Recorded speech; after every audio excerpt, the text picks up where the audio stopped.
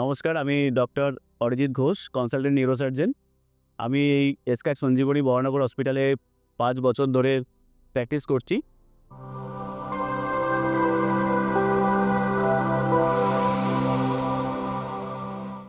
আজকে আমি একটা মোস্ট কমন নিউরোলজিক্যাল সিম্পটম নিয়ে কথা বলতে চাই। সেটা হচ্ছে লো ব্যাক পেন, কোমরে ব্যথা। আমাদের কোমরে ব্যথা সবারই কিছু না কিছু হয়, হ্যাঁ? তার জন্য আমাদের সবসময় সব কোমরে ব্যথার জন্যই ডাক্তারের কাছে যেতে হয় না।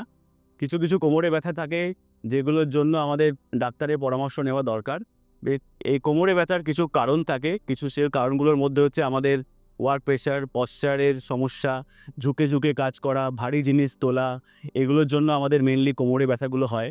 এবং তার 90% কোমরে ব্যথার ক্ষেত্রে আমাদের কোনো অপারেশন করার দরকার পড়ে না।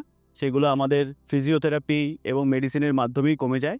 ১ম এ আমরা রোগীদের এই অ্যাডভাইসটাই দিই যাতে তাদের ওয়েট বেশি থাকলে তাদের ওয়েট কম করা, তাদের পশ্চারে কোনো প্রবলেম থাকলে, আমাদের কিছু লোকেদের টেনডেন্সি থাকে সামনে ঝুঁকে কাজ করা, সামনে ঝুঁকে বসার, সেটাকে আমরা বলি যাদের পশ্চার মেইনটেইন করা, শিরদাঁড়া সোজা রেখে কাজ করা, সামনে ঝুঁকে কোনো ভারী জিনিসপত্র না তোলা এবং প্রপার কিছু ফিজিওথেরাপি কাছে যাওয়া। কিছু মেশিন দিয়ে ফিজিওথেরাপি হয়, যেমন আল্ট্রাসাউন্ড থেরাপি, ইন্টারফেরেন্সিয়াল থেরাপি, এগুলোর মাধ্যমেই আমরা 90% কোমরে ব্যথার সাধারণত সেরে যায়।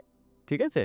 কিন্তু কিছু, কিছু ক্ষেত্রে আমাদের 10% ক্ষেত্রে আমাদের অপারেশনের দরকার পড়ে। সেই ধরনের ক্ষেত্রে দেখা যাচ্ছে লো ব্যাক পেইন হচ্ছে আমাদের। লো ব্যাক পেইন তার সাথে আমাদের একটা রেডিয়েটিং পেইন হচ্ছে। পায়ের দিকে ব্যথাটা রেডিয়েট করছে, ছড়িয়ে যাচ্ছে, বা কোনো একটা জায়গায় পায়ে ঝিনঝিন হচ্ছে, অবশ হয়ে যাচ্ছে। এটা যদি হতে থাকে আমাদের, তাহলে আপনারা নিউরোসার্জনের কাছে দেখাবেন। হ্যাঁ? এর সাথে যদি লো ব্যাক পেন, তার সাথে যদি আমার দেখা যাচ্ছে পেচ্ছাপ পায়খানার কন্ট্রোল চলে যাচ্ছে, পায়খানার দ্বারে অসাড় হয়ে যাচ্ছে, এগুলো যদি হয়, তাহলে আমরা সেটাকে বলি কটা ইকুইনাস সিনড্রোম। এটার জন্য এটা একটা নিউরোসার্জিক্যাল এমার্জেন্সি। এটা হলে আমরা সবসময় বলি একটা নিউরোসার্জনের কাছে যাওয়ার জন্য। আমাদের লো ব্যাক পেনের এই 10% রোগীদের ক্ষেত্রেই যাদের এই ধরনের রেড ফ্ল্যাগ সাইনগুলো থাকে, যে রেডিয়েটিং পেইন হচ্ছে পায়ের দিকে, কোমরে ব্যথার সাথে, সাথে পা অবশ হয়ে যাচ্ছে, ঝিনঝিন করছে, পেচ্ছাপ পায়খানার কন্ট্রোল চলে যাচ্ছে এবং সিভিয়ার লো ব্যাক পেইন 14-15 দিন ধরে অ্যানালজেসিক মানে ব্যথার ওষুধ খাওয়ার পরেও কমছে না। সেই ধরনের রোগীর ক্ষেত্রেই 10% রোগীর ক্ষেত্রেই কিন্তু নিউরোসার্জারির দরকার পড়ে। না হলে কিন্তু আস্তে, আস্তে কী হয়, আমাদের পা দুর্বল হয়ে যায়, পা প্যারালাইসিস মতো হয়ে যায়, আমরা শয্যাশায়ী হয়ে যাই, পেচ্ছাপ পায়খানা অস্বারে হতে থাকে, এইগুলো পরবর্তীকালে হতে থাকে। এগুলো হওয়ার আগে আমাদের নিউরোসার্জনের কাছে দেখানো দরকার। আমাদের এখন অনেক লেটেস্ট ইকুইপমেন্ট এসে গেছে এই অপারেশনের জন্য। আগে অনেক বড় করে কাটা হতো, যেগুলো ওপেন সার্জারি বলা হয়। এখন আমরা অনেক রকমের টিউবুলার রিট্রাক্টারস, চোঙের মতো একটা জিনিস থাকে, তার মধ্যে দিয়ে মাইক্রোস্কোপের সাহায্যে আমরা ডিস্ক অপারেশন, যেটা আমাদের স্পাইনাল কর্ডের দুটো হাড়ের মাঝে যে ডিস্কটা থাকে সেটা বেরিয়ে এসে যে নার্ভগুলোকে চাপ দেয়, সেগুলো আমরা মাইক্রোস্কোপের সাহায্যে অল্প কেটে 1 ইঞ্চি ছোটো কেটে আমরা সেটাকে বার করতে পারি।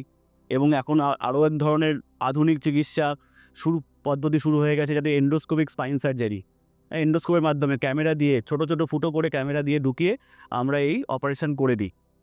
এই অপারেশনের পরে আমরা ১-২ দিনের মধ্যেই রোগী অনেকটাই সুস্থ হয়ে যায়।